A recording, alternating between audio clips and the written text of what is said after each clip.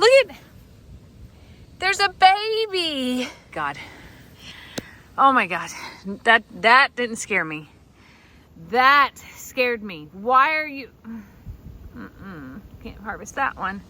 That one. All right. My dill is in the way here. It's kind of a big dill. Okay. No.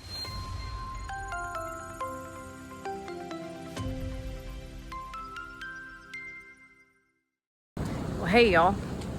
It's kind of a good gardening day. It's a little bit overcast, not terrible, with a breeze, and I'm already doing some harvesting that I guess that I forgot to share with you. So today is a big day because, well, let me just show you, okay? This is kind of a late garden tour, but I meant to tell you that I planted some different things this year, and one of them was red onions, and they are falling over and ready for harvest. In addition to that, I planted something else that was really cool that I can't wait to share with you. Come on, let's get dirty. Well, hey y'all, today's video is brought to you by AG1. So this is AG1 Next Gen, and recently I have started drinking it daily. Y'all know that I'm trying to be healthier and truly be a better version of myself. And I believe that a lot of things start in our guts. The same way that I talk about my horses all the time, that gut health is so critical. AG1 Next Gen has probiotics in it, 5 strains actually. And what they promote is digestion, alleviating bloating. Bloated. 42 years old, going through menopause, and bloating is like part of life. They can increase the number of bacteria that are beneficial and help you get a healthier gut. All right, so I like mine over ice. Maybe it's just that I love the fancy ice, but it adds a little something to it. Scoot the AG1 shaker that does come with your order, and the scoop and the canister. And the canister, once you open the product, it must be stored in the fridge because it contains probiotics. Shake, shake, shake. Shake, shake, shake. Shake your AG1 Next Gen. I have noticed is my energy levels. And if you know me, you know that I need more energy than a 24-hour-a-day period typically provides. All right, so some of the highlights of AG1 Next Gen. It does support immune health. It also supports my energy levels. You know, farm energy levels. I like to take AG1 Next Gen as a part of my morning routine. You know, coffee, then AG1 Next Gen. So if you want to give AG1 a try, you can find the link below and get started with AG1 Next Gen for less than $3 a day when you subscribe. The link is drinkag1.com/from suits to boots. There's also a QR code right here that you can scan. Thanks so much for AG1 for sponsoring today's video. Okay, so I showed little clips of me eating peas and stuff. I took those out because they're done, because it's getting hot, and that is the season of done, which opened up new space into the garden. I'm not gonna talk about that though. We're gonna talk about that my garlic is ready to harvest. And this is the first time that I have planted garlic. And if it turns out bad, you're gonna experience it with me. That's all I'm saying, okay? So I gave it, okay. Oh, look at, there's a baby. That's a little bitty baby garlic as well. Didn't expect that. So this one is actually bolting. So that means it's gonna produce seeds. And it also means, oh my God, that didn't scare me. That scared me. Why are you... Can't harvest that one. That one. Let's just make sure here. Triple double. Okay, this one's okay to harvest. You, sir, you will stay. Oh, this is big. Okay. That one had a baby too? Or is that the same baby? No, it had a baby too. I have to ask Jason. What does that mean? Jason at Cockhill. I don't know why. Did they have a baby? It had a baby too. So if somebody had twins. Okay, let go. Let go. Did you have a baby? Is your baby still in the hole? Maybe you didn't have a baby. Okay. I'd really like to harvest that, but I can't bring myself. That's not gonna happen. Oh my gosh, I also see I have a yellow cucumber lingering. That's terrible. I've been complaining that I didn't have any cucumbers, and here they are. Oh look, that one also had twins. So did I let them grow too long?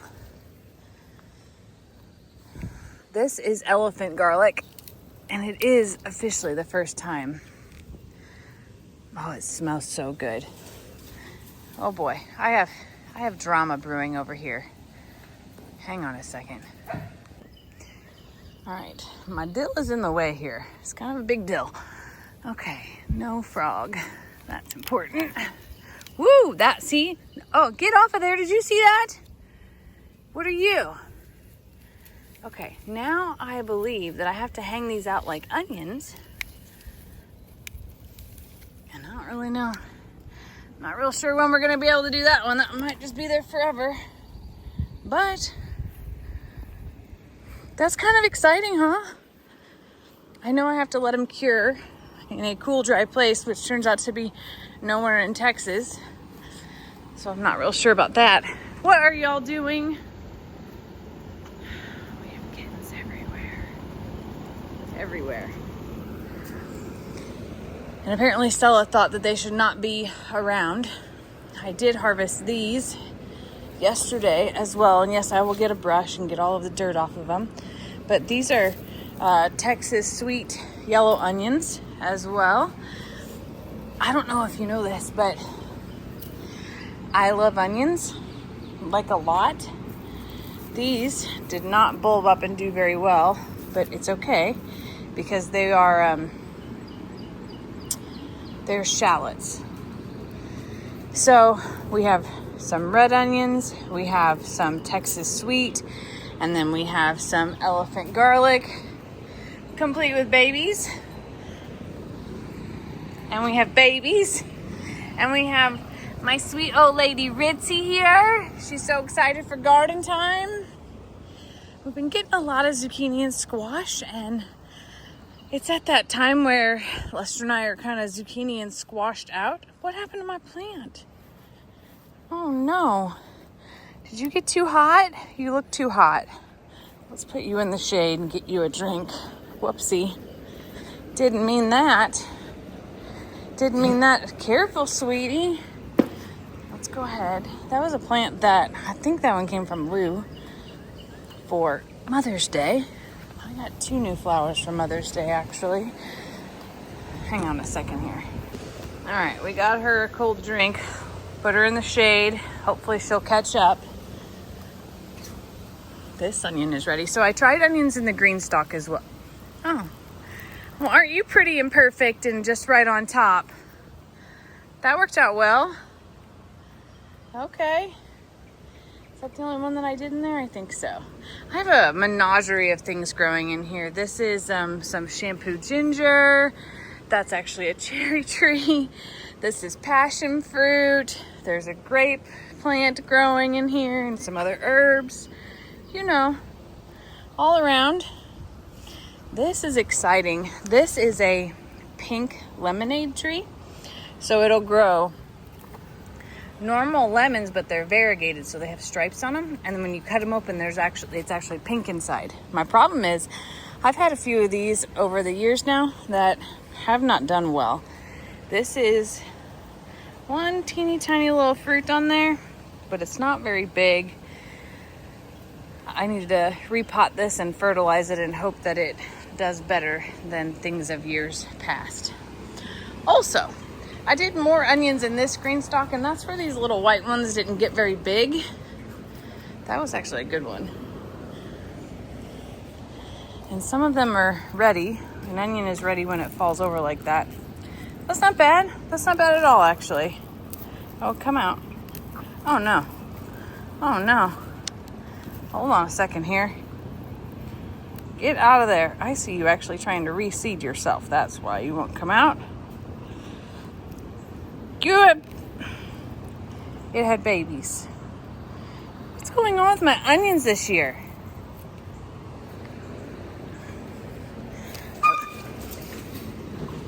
Well, Stella just got told what to do and what not to do. She was in Barnadette's way. Okay. So I think it's official that I either planted these too late or greenstock just isn't a place for onions. And that's okay. Lesson learned. It's going to be fine. Greenstock works for many other things. I promise. This, on the other hand, this got out of hand. Okay, come on out. I don't even know. That's a shallot as well, but that's no good. That one did not work out at all. I'm gonna put you right here. We're gonna lay you the opposite way. Oh, I just touched my face and I have dirt under my nails. Okay, this is kind of cool. This is a cinnamon tree. It is tropical, but guess where the cinnamon comes from? It's not here, it's here. Yes, the bark of this tree is what we know as cinnamon. How awesome is that? Strawberries, on the other hand, work very well in the green stalk. Let me spin you for a little bit here. The berries hanging over the edge actually give it a lovely space to grow, because normally you would have to build a bed of straw up so that the berries wouldn't touch the dirt. But being able to dangle over the edge here is kind of perfect. Okay, let's go see what else we got. I won't pick any more onions with you. I know you're bored. I am gonna pick those cucumbers before I forget, because they are probably holding up production of any other cucumbers at this time. I have some carrots growing. Come here, you. I had no idea that you were here. Or you. Look at that. The bouts of rain have really done a number on my cucumbers in really weird ways. We had significant amounts of rain and it made things ball up, turn yellow. I feel like we're finally in a space of having the right type of balance for cucumbers now. All these blooms are out. I do feel like there's a shortage of bees though. And one of the initiatives that I was going to do this year is get bees. But everything's been a little bit crazy and hectic, and I got really nervous whenever I saw a recent horse scenario where a horse got stung by so many bees. 3 horses got stung by so many bees that it died.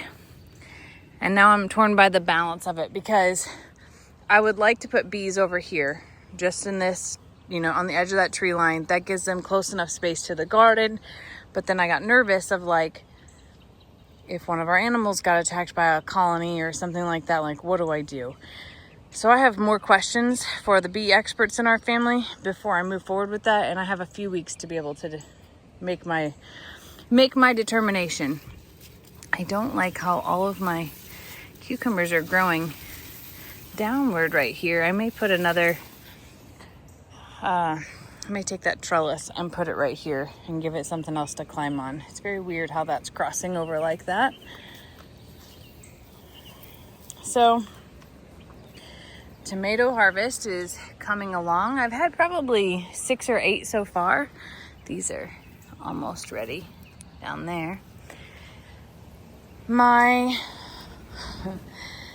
stakes for my tomatoes are not doing a great job at holding them up. The tomato plants themselves are very heavy because they're very loaded with harvest, which is somewhat bittersweet. Mabel, what?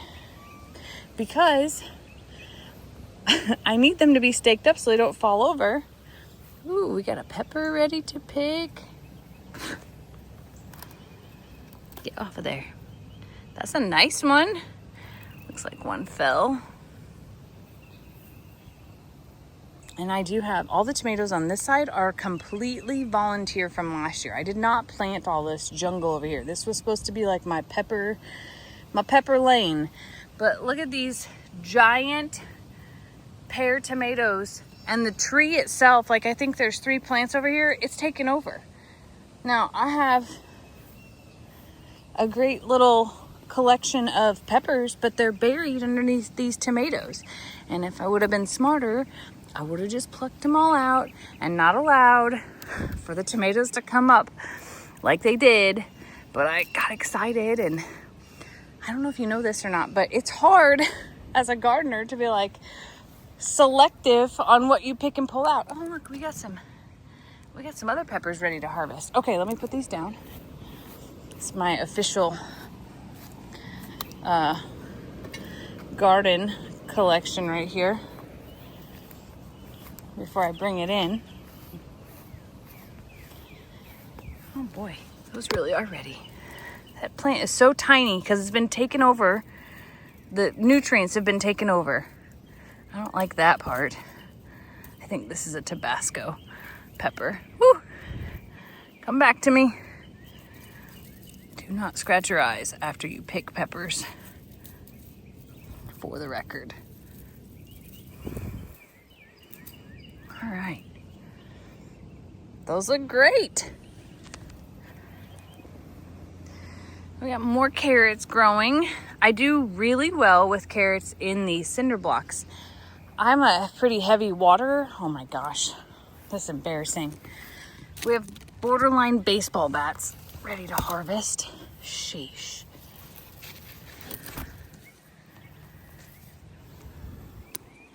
I see a banana pepper tucked in there, and I wish that I could see the peppers underneath here, but all I see are these jungle-like. I see one pepper right there. There's more banana peppers planted in this garden, but I'm telling you that these pear and grape tomatoes, cherry tomatoes, have taken over. I don't like it. I actually intentionally did not plant any of that type of tomato this year because we stopped feeding them to the ostriches, and here we are with the legit takeover. Like, I didn't want this year. I wanted it to be like so well put together. Okay, I'm going in. Whoopsie. My basil's looking pretty. Oh, there's another pepper. The shishito. It's not quite ready to harvest though. There's that. There's another dadgum golden zucchini. I had a lot of issues with squash vine borers this year, but I've been trying to treat for them to get rid of them. And as I mentioned, Lester and I are kind of squashed out already.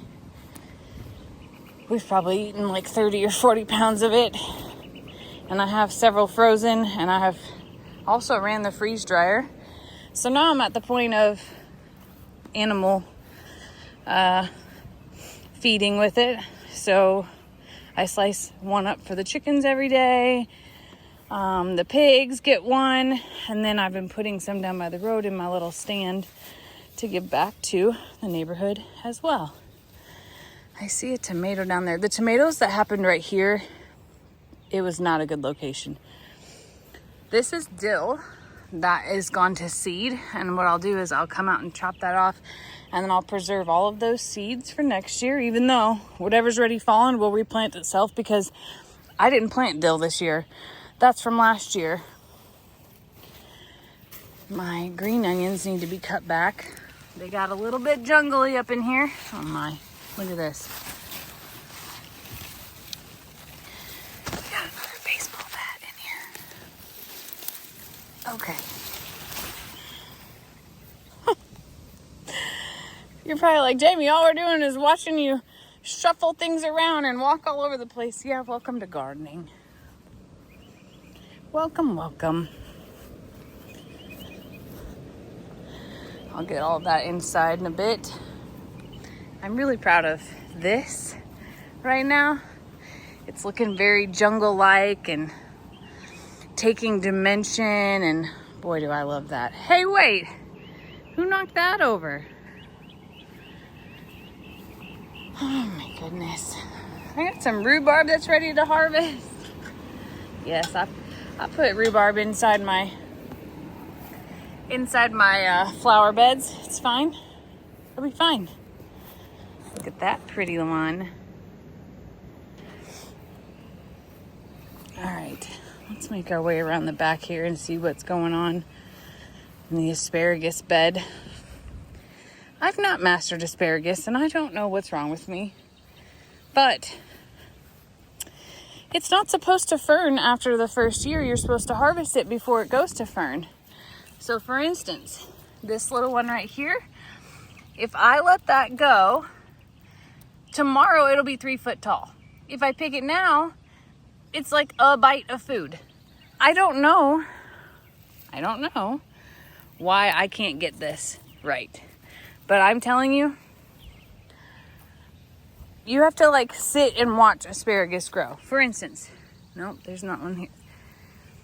All of these, and I'm not making this up, yesterday were like 2 inches tall. Today, here you have it. Here you have it. Why? I don't know.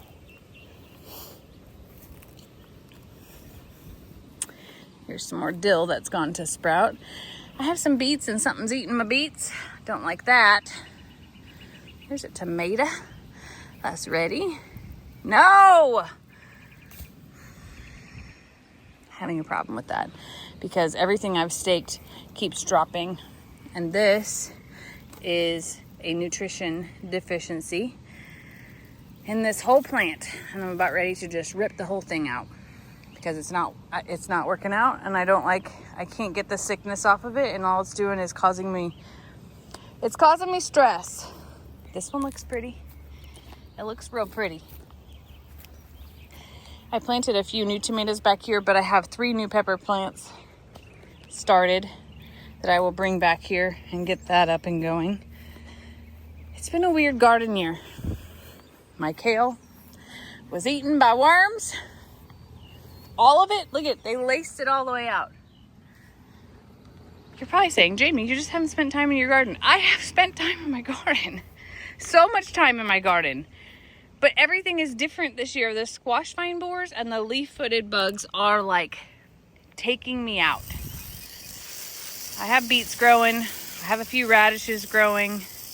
But that's about it for this raised bed. I'm hoping that little frog leaves so that we can, move on from him. Oh, I have to show you something. Hold on. While we're on this side of the house, I'll give you another tour of the other garden another day. Here's my zinnias. Something's eating those too, of course they are. This is starting to have things pop up that I'm excited about because I planted bulbs like crazy in here and I thought that the squirrels got them. But I'm starting to see things surface. My lilies are proving to be beautiful. I had tulips that came all up, but I know the squirrels got some of those. Last year's hosta coming back, kind of exciting. Never seen a mum that blooms in May, but here we are. I love hibiscus. This is an olive tree. Kind of excited about that. These 2 are blueberries, and look, we have berries. So exciting. That's olive as well. And then, looks like somebody hit my landscaping with the mower. Got to pull some weeds there. It's gonna be fine. This is a mulberry bush. And it is growing. It's growing good. These are 2 little blueberries that I started from like teeny tiny little Teeny tiny little things. And of course, I love me some elephant ears all over. I don't like these weeds right here. I feel really embarrassed that I'm even showing you. I'm gonna water that down and get those ripped out of there. Maybe even delete that part of the content. But yeah, this is a beauty berry plant. These will produce the most beautiful purple berries in about a month. Things are coming up though. I'm wondering if I am really leaning towards being more of a landscape flower gardener than vegetable. I still love my vegetable garden. I love to produce. I want to produce things that we can eat, and I want to sustain and all those things. But I'll be honest, this year has me a little bit discouraged. And it's probably a lot of just the season of things. I've seen a lot of people talk about the leaf-footed bugs and the squash vine borers just really taking things over this year. And it could also be that I have grown some of the same things in this garden and that I really do need to consider rotating and not growing those types of things this year again. The one thing I know is that gardening teaches me lessons every day, and it provides me with a challenge that makes me keep going.